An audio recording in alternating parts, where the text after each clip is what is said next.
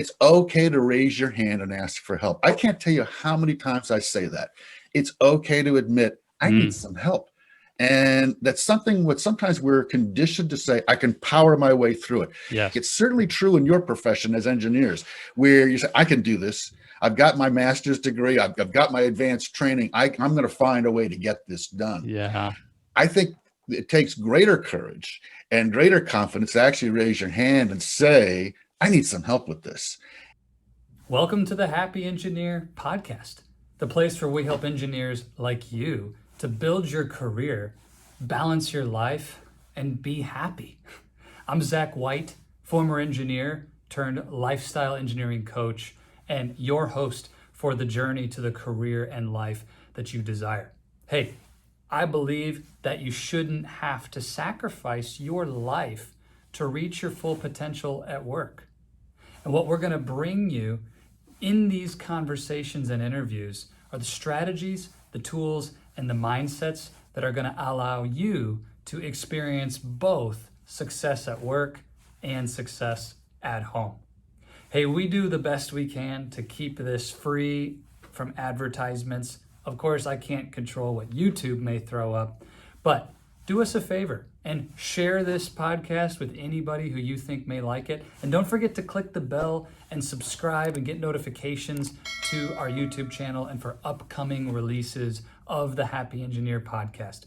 I would love your feedback, and even more than that, love your story. Share with us how these strategies and tools are working for you. Would love to be in touch with you. Connect with us on social media. Find me at Oasis of Courage on Instagram, Facebook, or Zach White on LinkedIn. It's an absolute pleasure to serve you. Now let's do this.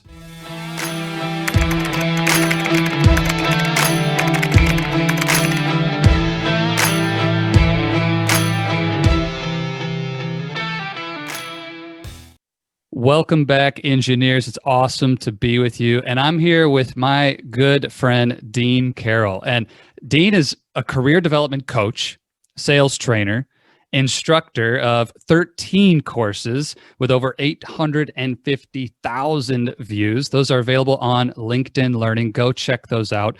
And Dean's been in senior leadership positions for more than 3 decades. I won't tell you how old I am, but that's pretty impressive, with major global publishing companies, including 22 years at Wiley, where he was Senior Vice President of Sales. He's the author of Mastering the Basics, Simple Lessons for Achieving Success in Business. I've got my copy in my hand right here, and I can tell you from going through this, it's a fantastic book. Every engineer listening needs to get a copy of Mastering the Basics. Dean, thank you so much for making time to be with us today. You bet, Zach. It's great to be with you. And, for the engineers, I'm working at Wiley. What a great engineering publishing company that is. And so I'm familiar with engineers and the topic. And so, again, it's great to be with you today, Zach.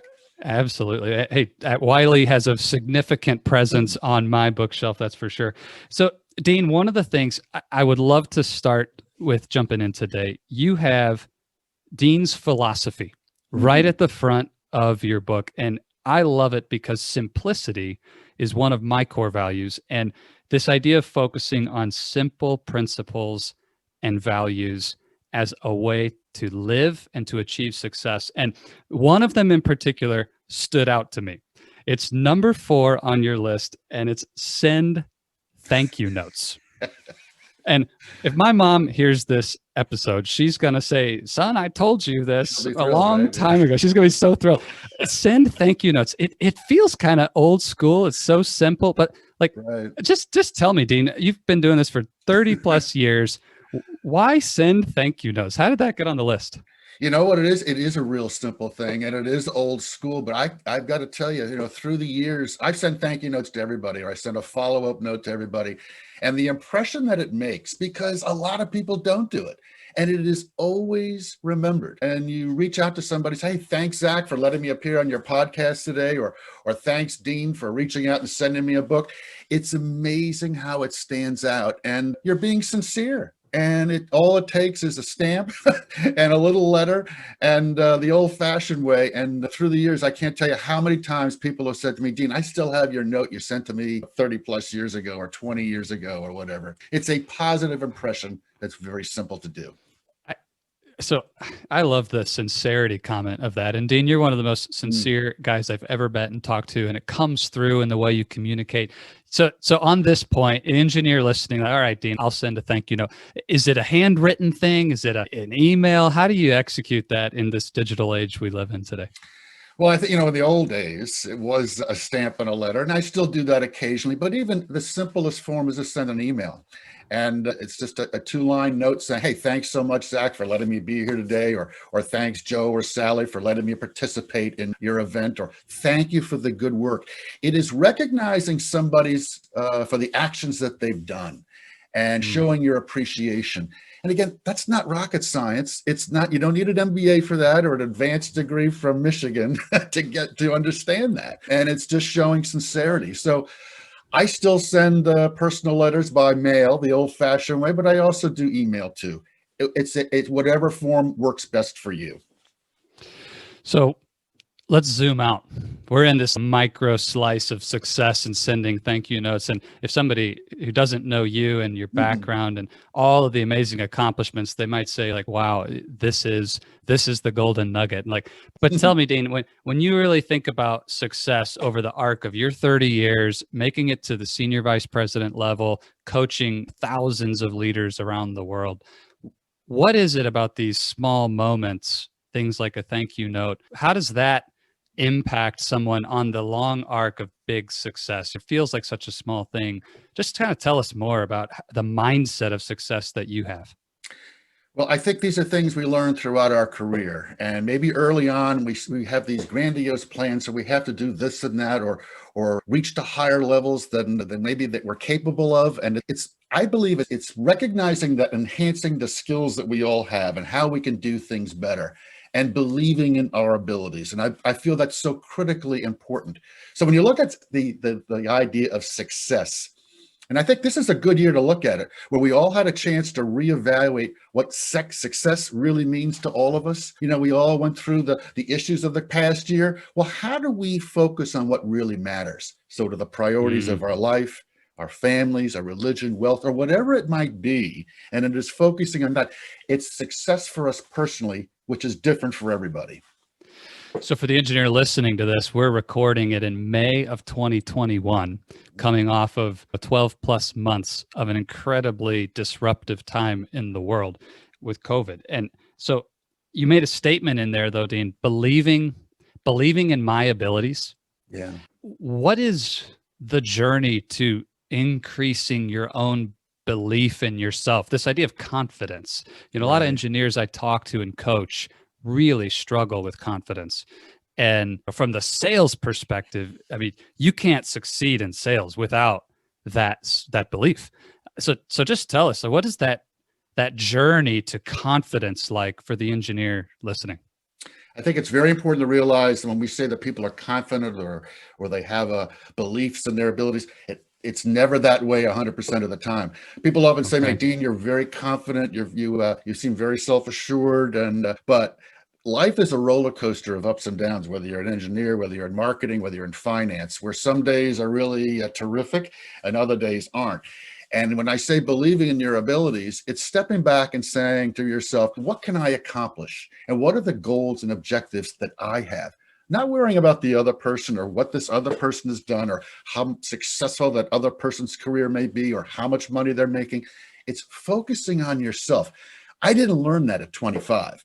At 25, I was trying to act like this person or be like that person. And then I realized at the end of the day, I just need to be myself and work on the abilities and skills that I have and enhance them. That takes time to develop.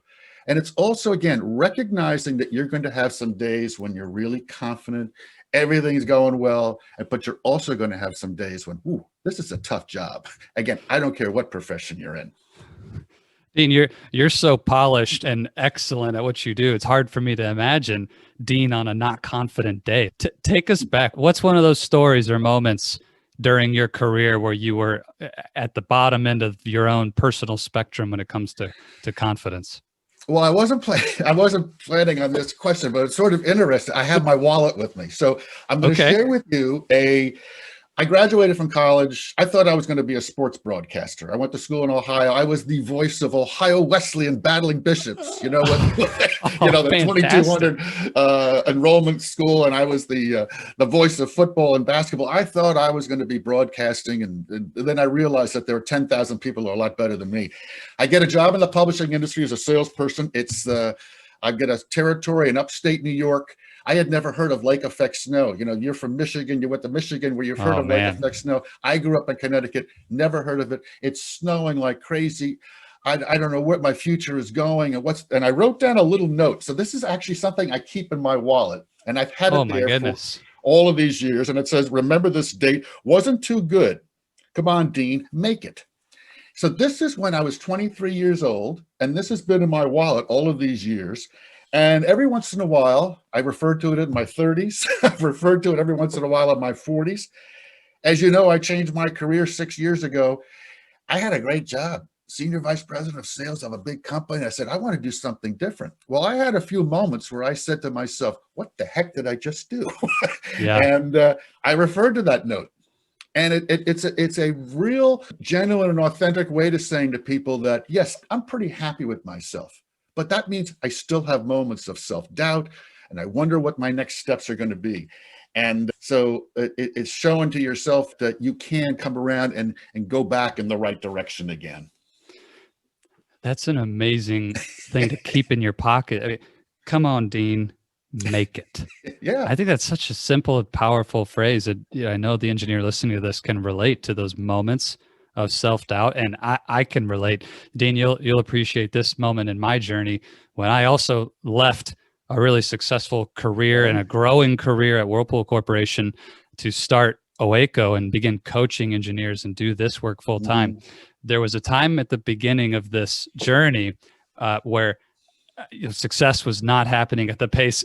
My perfect engineered straight line growth plan was designed to work out. And I caught myself one evening in a really, just a low place of uncertainty where someone had joined one of my coaching programs, but then had an awareness of their finances and said, oh, no, this isn't going to work. And they asked for a refund. And I was so discouraged because I had to refund their money, and sales were precious at the time. Like every client really mattered. And it was 11:30 p.m. I was sitting on the laptop on my couch at home, poking away on LinkedIn, messaging as many people as I could about what I was doing and asking if they needed any help with their engineering careers. And in that moment, that wave of self-doubt and what am I thinking? This is a horrible decision to leave my company. And I think at one point in my mind, I had a vision of myself becoming like a UPS truck driver on the third shift. Like that's how bad the overnight. Oh man, everything falling apart, and just in a really low place. And a lot of people would look at that and say, whoa, that's crazy. It's he's very emotional, or that's not the Zach that I've coached with and met. Like, where's the confidence? But those moments happen. And so I just appreciate you sharing that. Dean, if somebody's experiencing that right now, what advice would you have for them if they're feeling that uncertainty? Maybe they took a promotion, they're feeling like an imposter. Maybe they changed industries and they went from being an expert to being the rookie again. Like, what's the first thing you would encourage them to do from that place? What's interesting is in my coaching work now, I probably hear that from everybody. And I think it's okay to admit that you have some self-doubt. You wonder if you're the right person for that job. I don't care whether you're an entry-level engineer or the CEO of Whirlpool. If you start a new job, you're going to have self-doubt. And within that first 30 days, you're going to be overwhelmed. You're going to have that one day where it's like, oh my gosh, why did I even take this job? I was fine where I was. It takes 30 days to get used to a new job, 90 days really to get settled in, and 6 months to really get your sea legs. And it's okay to raise your hand and ask for help. I can't tell you how many times I say that. It's okay to admit I need some help.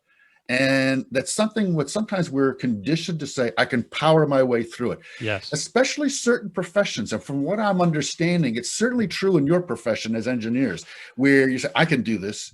I've got my master's degree. I've got my advanced training. I'm going to find a way to get this done. Yeah. I think it takes greater courage and greater confidence to actually raise your hand and say, I need some help with this.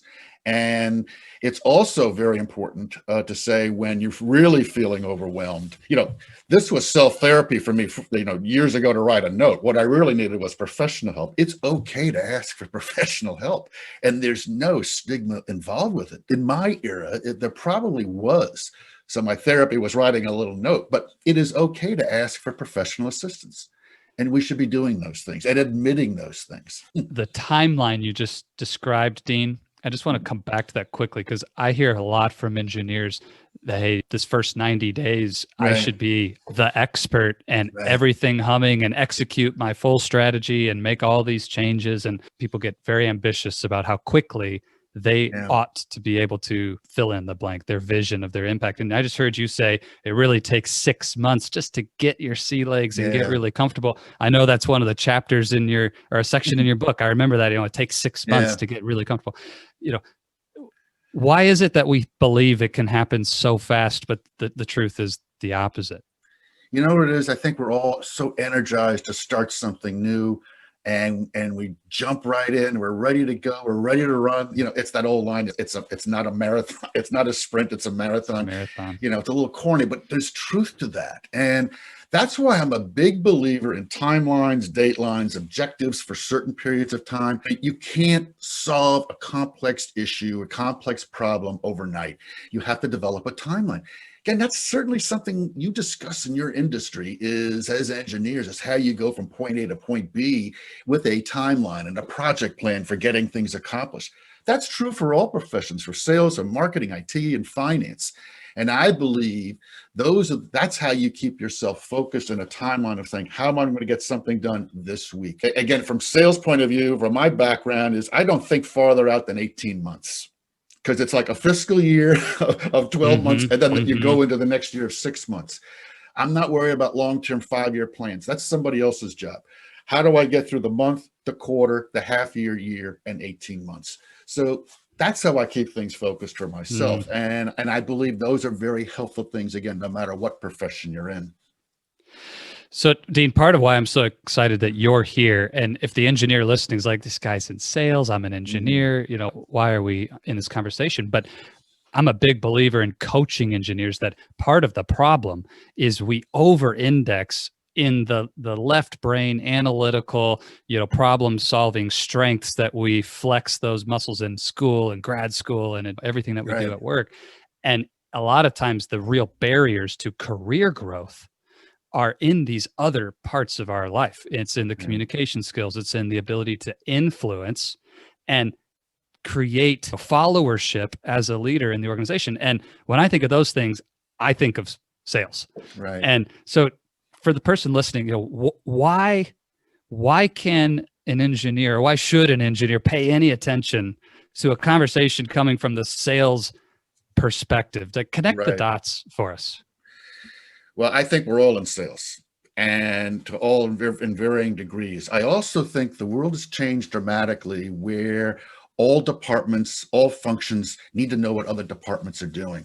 There used to be a day when I first got into business, there was the sales department here, there was engineering here, manufacturing here, marketing over here, and no one spoke to each other. And everybody, it was the old line, we were all in silos. Right. And finance did their thing, and everybody had their own mission. The companies that are most successful, the companies that you see on the best places to work lists, are the ones where engineers understand what salespeople are doing. Finance people understand what marketers are doing. They may not agree on everything all the time, and that's good and that's healthy, but they understand. So as an engineer or as a marketer, you need to know that what the customer wants. As an engineer, as a marketer, our end result is to solve something for the customers that we work with. And the way you have to be able to do that is understand what everybody's job functions are and how we can collaborate and work as a team. So it is communicating. It is being able to influence and show the best path to find the successful route for providing a solution to the customers and clients we work with. So if I'm an engineer and I'm in sales, how does that actually look day to day, Dean? Where would you say, here's a moment of sales, here's a moment, like where would I be applying that sales mindset in my day to day career? Sometimes we overthink what sales is all about. The perception of sales is Alec Baldwin in Glengarry Glen Ross going to always be closing, or the Wolf of Wall Street, which, I can't stand those, perceptions. Sales is communicating. Yes. And the best salespeople are good listeners. And so the best marketers are good listeners. The best engineers are good listeners. What do we need to do to solve a problem? So it's asking good questions. Salespeople ask good questions. They're curious. They listen. They care. They solve problems. And especially in this day and age, it's then the salesperson is the air traffic controller for bringing all these departments together to work with the customer and the end user. I think this is really important for the engineer listening. Like, you do not accomplish anything in your organization alone. And to get the buy-in for your idea, to influence that procurement person to help you with a supplier who's lagging on your project, to help the marketing team understand the constraints around the design and the timelines and these, like, all of those interactions are moments where you can apply what Dean just described. Those are selling interactions. It's not about, the leads are weak from the try to close transactions with dollars. Yeah. It's transactions with needs to move the project to the finish line for your customer. And so if somebody wants to strengthen this skill set, this sales skill set, but not in a, I want to go switch career paths, but I'm an engineer and I want to strengthen this, Dean, where would you recommend somebody to begin? When was the last time you had a coffee or a lunch or a video call or a telephone call with a salesperson and just talk what they're hearing in the marketplace? It starts with communication, and it starts with this basic interaction. And it goes both ways. There used to be the old squabble of sales and marketing not working together. And there were always the squabbles of who's doing what job it is. And a lot of it, the root of it is we never understood what they did for a living, both sides. So I don't understand what engineers do, and you don't understand what salespeople do. Well, Zach, let's have a coffee and talk about it. What are the main obstacles and opportunities you're finding in your job? And what are you seeing? And you should be asking the same thing of me. What are you hearing in the marketplace, Dean? What are buyers telling you? What are they saying about our company? What is the competition saying about our company? You can learn so much in a half an hour by just communicating. I think this is brilliant. And I hear way too often that people don't book a conversation like that because A, they don't want to bother somebody, or B, they don't know what to say. Yeah. Engineers are out there, oh, that sounds great, Dean, but I don't know how to have that coffee chat. Can you just make it simple for us, Dean? It's asking, what are you seeing in the marketplace? What are you hearing? What is the toughest part of your job, Zach? As an engineer, what are you finding? What are the obstacles you're hearing in the business that drive you crazy? Dean, how's business out there? What are you hearing? How has it changed from when you first got into business? Just basic conversation. Yeah. Think of it as talking with your neighbor or talking with a relative, at Thanksgiving. It's what are the best parts of your job? And believe me, salespeople or engineers or marketers, we're happy to tell you. That's right. So grab one or two of these questions Dean just described, start the conversation, and then just listen. Yeah. Listen and get curious. Engineers, we're naturally curious. So just be yourself in that way. Be curious, listen, ask questions, and enjoy it. Don't put this pressure on yourself to have a certain thing. So I think this is an awesome strategy. Every engineer listening needs to book a coffee date, virtual or face-to-face, with a salesperson today. Don't miss the opportunity. You listen to this right now. Pause the podcast and go invite somebody right now. That's great advice that you just gave, because sometimes we think of this, I got to call 20 people. No. First, find one. Just start with the first person. It's like networking. We think of networking, we got to meet 50 people. No. What you're trying to do is just meet one person, connect with one person, and just say, you know what, I'm trying to learn a little bit more about the sales operation. and what you're experiencing with your job and in the marketplace. What is your impression of the engineering department? What are you hearing?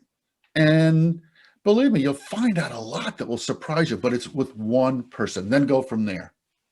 I love it. Start with one person. Mhm. One leads to two, leads to three, but keep it simple. Back Keep to it that simple. very beginning, Keep it Dean's simple. philosophy, simple principles and values. Yeah.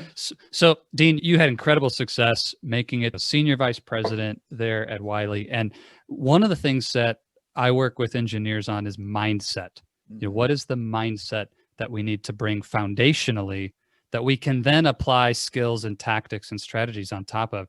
And I'd love to hear your perspective when someone is shifting in their career from an individual contributor role, somewhere where I'm the kind of the A player, the person getting all the work done, and then I move into a manager position. I've got a team underneath me for the first time. But that's one of those big transitions in our careers. And then maybe the next one, even to like director or VP, as another big shift in the scope and responsibility. At either of those points, I'm curious for you, what would be the mindsets that changed or the things you had to develop to be successful as you moved up that ladder? It's realizing it's keeping your ego in check. And sometimes when people get promoted, it's like, oh, I got to act this way. I got to do this. I have to manage. Leadership is helping guide people. It is not directing people.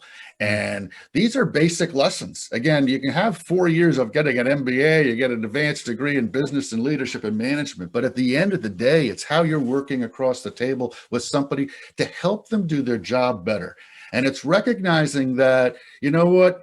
Yes, you got promoted, but you're not the greatest thing in the world. You have things to learn too. And it's working as a team to be successful.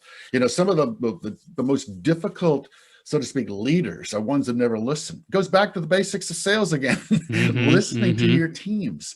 And it's, you get promoted. Well, there's a learning curve. You're not going to figure it out again in the first 30 days. So it's listening and finding out what the pain points are of the team of you're managing. And it's asking a lot of questions again. It goes back to all these basic principles. Guide, direct. You drew a really interesting distinction there. And I want to unpack that a little bit. What's the difference between guiding somebody on your team and directing them? I mean, it's called being a director, right? Isn't that my goal? Yeah. So help me understand that. Term, right? It's like when you direct somebody, or you're really directing, you're telling them what to do. To me, it almost has a negative term. No one wants to be told what to do. What we want to be told is, this is the opportunity for us. And here's the route that we can look at to go to. So explore this avenue, explore this approach, and come back to me with what you've learned.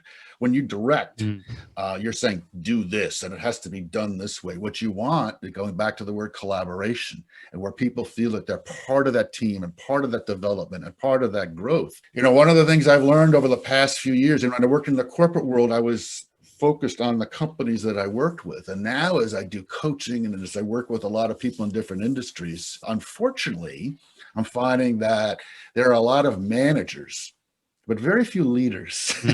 And the best leaders, and again, it goes back to those companies that are on the best places to work lists. The leaders enable, they show the path, but they let people do it. And it's very clear the companies that are run well and the companies where people feel like they're confined to a route that they have to go on. It's a learning curve for everybody when you get those new positions and you don't figure it out in the first month. We keep coming back. It's such a power.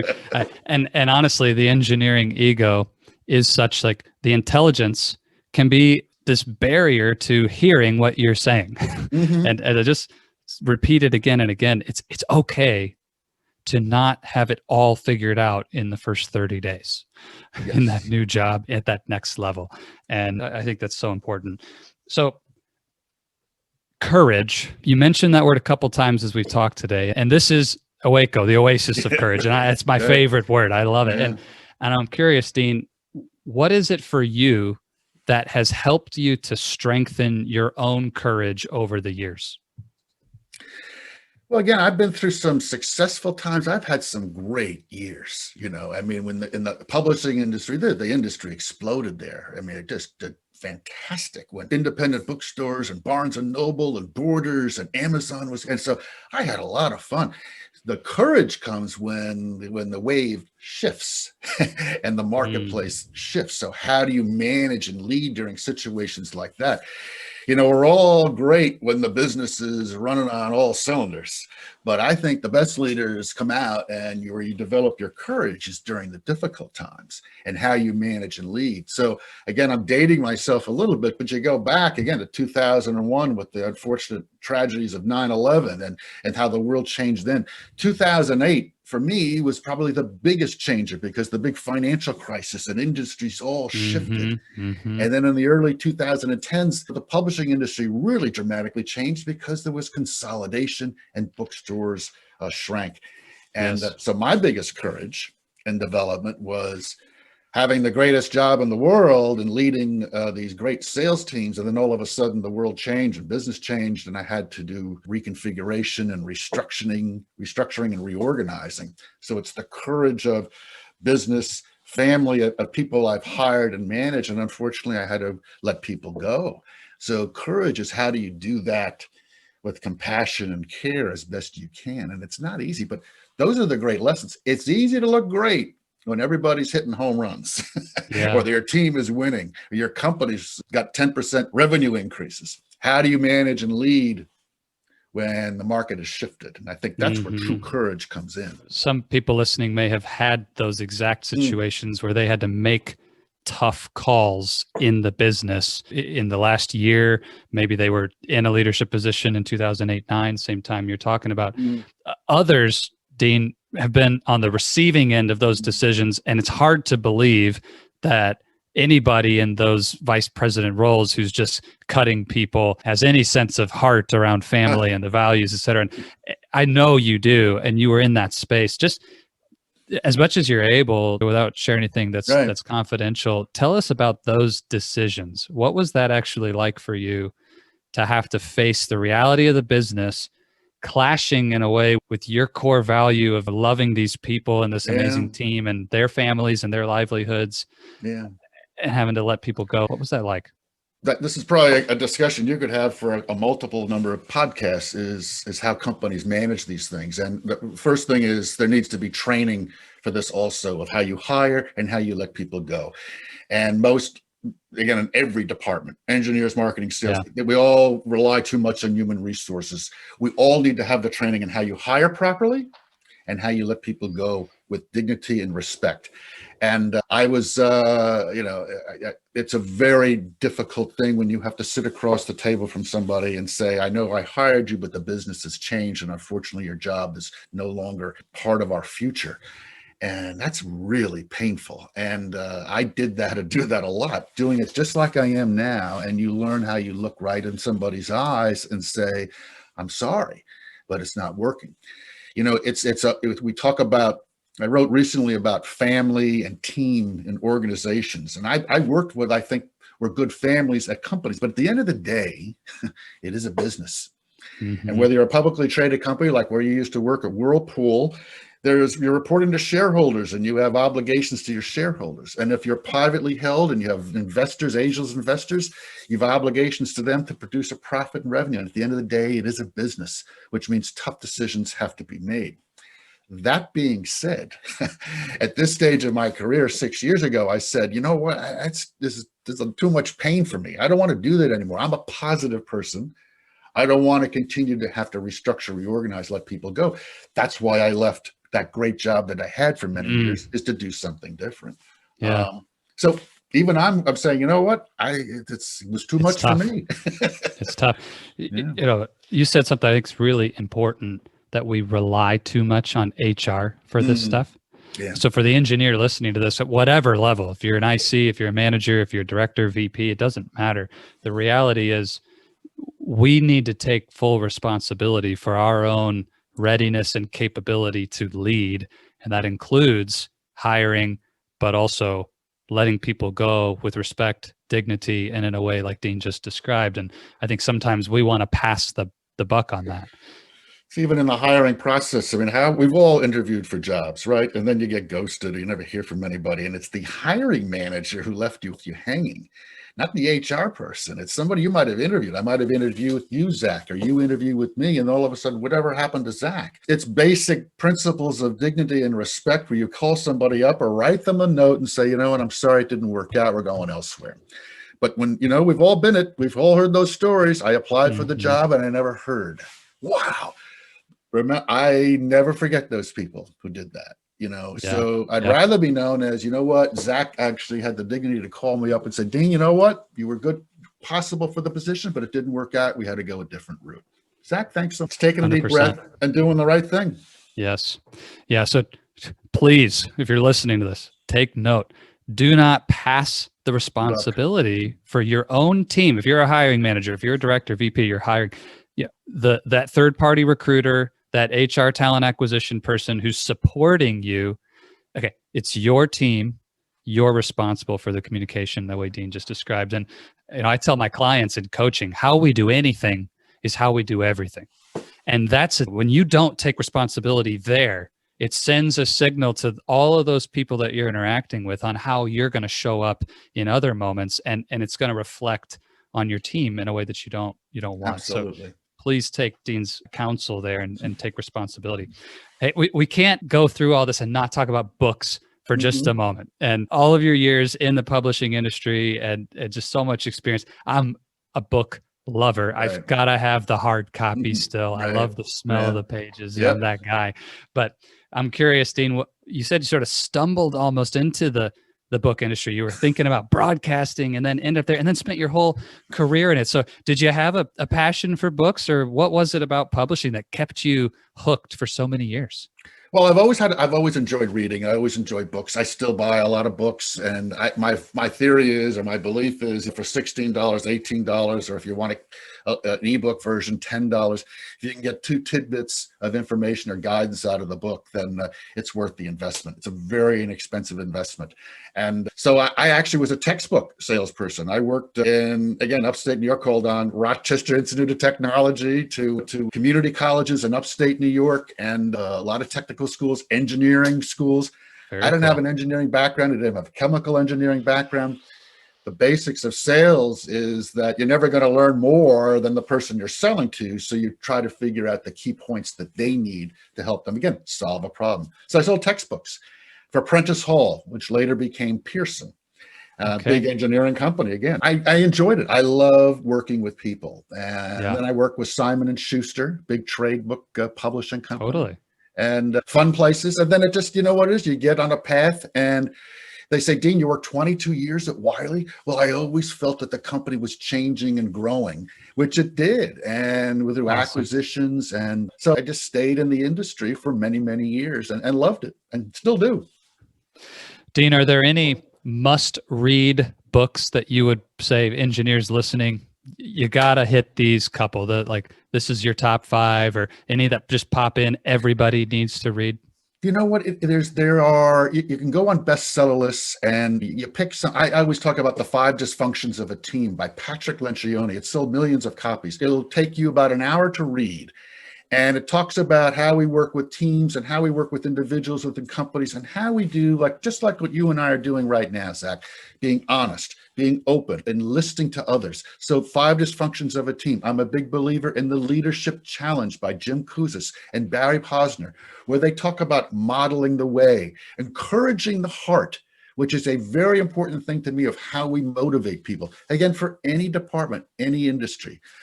I also like books that talk about, and it's like, well, it's not that glamorous, but how to be better organized, how to do things more efficiently, Getting Things Done, which has been around for years, that book. How to Win Friends and Influence People, which has been around for 50 years.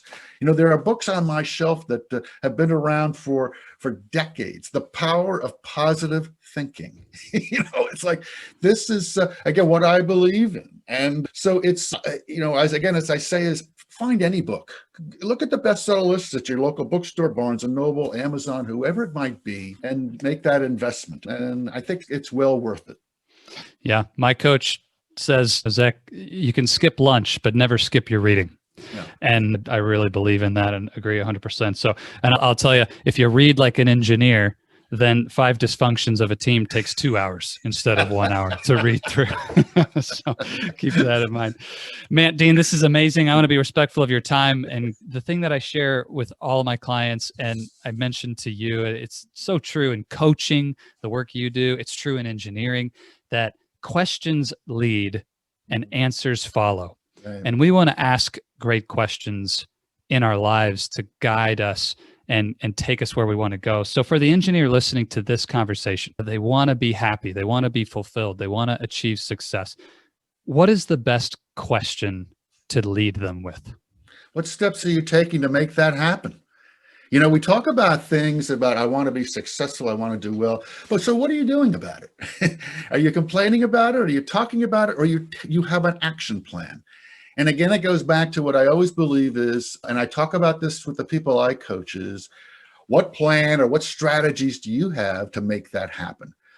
Zach, I want to be happier. Okay, well, how are you going to do it? Are you taking time to spend with your family? Are you taking time to get away from work, get away from the engineering and learning something new? Doing something new, opening horizons to new things, opening your mind outside of the sales world or the engineering world or the marketing world. So it's an action plan. What are the 3 things that you're going to do over the next month to help you get on a path for being happier, more successful, and more fulfilled? Amazing. What steps am I taking to do something about it? 3 steps. Don't leave this recording when you listen to it without taking 5 minutes to answer that question right now. Dean, I know people are going to want to hear more from you and get connected to you. Just tell us, where's the best place for the listener to go out and connect with Dean Karrel? Well, I'm on LinkedIn every day. And when we all think of LinkedIn, we may think of LinkedIn of 4 or 5 years ago or 6 years ago. That was the place where you looked for a job, or you put your resume, so to speak. The communication that's going on and the things I learn on LinkedIn is really fantastic. And I post ideas and concepts a couple of times a week, and it's amazing the feedback and the give and take that I'm getting from people from all different professions. So Dean Karrel at LinkedIn, please reach out to connect with me, and I hope we can communicate. I would love that. I had the incredible honor of meeting Dean through LinkedIn and can testify that it is an incredibly powerful platform. I hope everybody will go out, follow your content, check that out. And a reminder again, Mastering the Basics. This book that Dean put out is absolutely fantastic. It's like a handbook of just simple, practical, actionable steps that you can take across every area of your career to move forward. Read a section a day and just put it into practice immediately. It's so simple, so easy. So go get a copy of Dean's book on Amazon or your local bookseller and grab that as well. Dean, thank you so much for your time today. This has been amazing. Zach, it's great to be with you. I love watching your work. You're doing some terrific things, and it's been a pleasure to get to know you more. And I'm really impressed with the steps you're doing in advancing the growth for the market and the people you work with. Thanks, Dean. Hey, let's do this again sometime. You bet. Hello, my friend. Zach White here again, and I wanted to let you know that's all we've got for this episode of the Happy Engineer podcast. Thank you so much for investing your time with me today. It is an absolute pleasure to be able to bring you this content. Just as a reminder, it would be amazing if you would subscribe and share this episode with any other engineers you know who may benefit from this. And if you're like me, I hope that you'll take some notes and, more importantly, take action.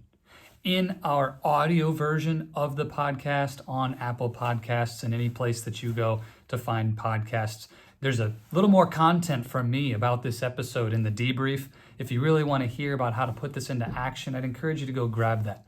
But thank you for joining us for the video version of our interview today. And again, can't thank you enough for helping us to get the word out about the Happy Engineer podcast and what we're doing. If there's any way we can serve you, would love to do that.